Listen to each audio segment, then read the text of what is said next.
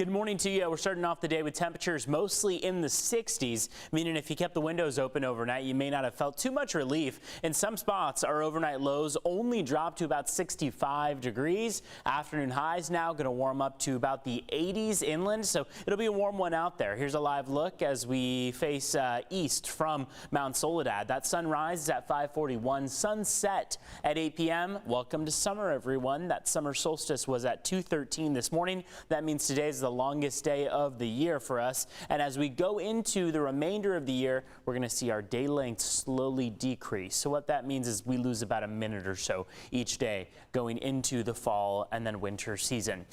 Take a look. You can already feel summer is already here. I mean, triple-digit heat was felt for many of our deserts. And first one I want to start with was the hottest temperature in the nation yesterday. That was in Winter Haven, California, just on the Arizona-California border, made it to 107 degrees. But important to recognize this, Winter Haven was the hottest temperature in the nation yesterday. Ocotillo Wells was only 1 degree behind them at 106 yesterday. 104 for Borrego Springs. Riverside made it to 100, and Yorba Linda made it to 100 degrees as well. So it was hot out there across the county, but really particularly felt as you head inland toward the Inland Empire. Riverside recorded 100 degrees, so it was a hot one out there. Take a look at the coastline. We went through a stretch of 60s, and then for Sunday made it to 72. Yesterday we made it to 77. So about 4 degrees above that average of 73, but finally in the above average territory. That is the first time in the last 2 weeks that we have been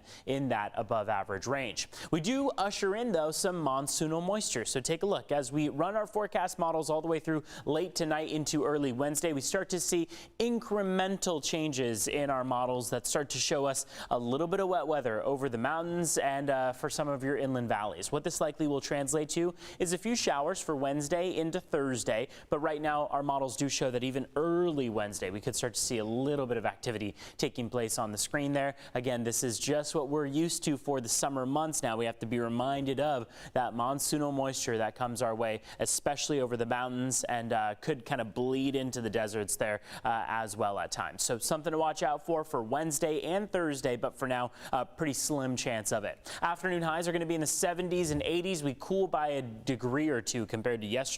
That takes out a lot of the 90s that we saw yesterday and rests things at 89 for Ramona, 87 for Escondido. On the 8-day forecast, plenty of sunshine today, the first day of summer. We keep warming up from here, upper 70s along the coast. Looks like we'll make it to several days of the 90s for your inland valleys. Mountains and deserts have a pretty good chance of sunshine in the mix, but start to look at those mountains where tomorrow we have a few clouds developing, and then into Monday of next week, an even better chance of some thunderstorms in the mix. So looks like we're going to start to pick up on that uneven heating out there, that instability in the atmosphere, and that could translate to some rumbles of thunder and some showers over those mountains.